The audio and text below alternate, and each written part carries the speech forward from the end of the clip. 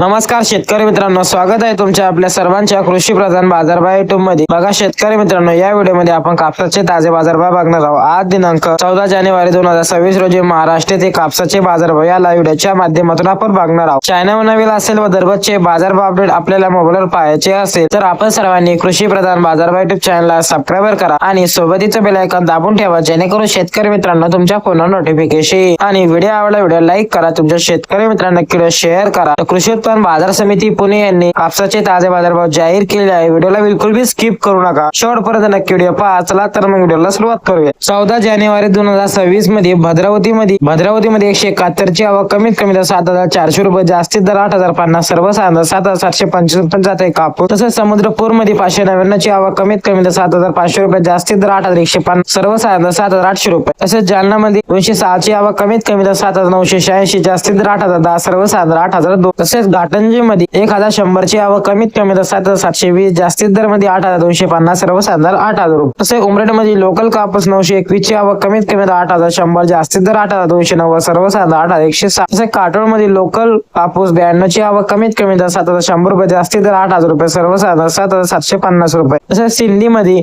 1,200 ची आवक कमीत कमी दर 8,110, सर्वसाधारण 8,325 रुपये, सर्वसाधारण मध्ये 8,250 रुपये। तसेच हिंगणघाट मध्ये मध्यम स्टेबल मध्ये 4,000 ची आवक कमीत कमी दर 7,650, जास्तीत दर 8,305, सर्वसाधारण 8,000 रुपये। हे होते 14 जानेवारी 2026 रोजी महाराष्ट्राचे कापसाचे ताजे बाजारभाव। भेटूया अशा एका नवीन व्हिडिओ मध्ये, तोपर्यंत धन्यवाद।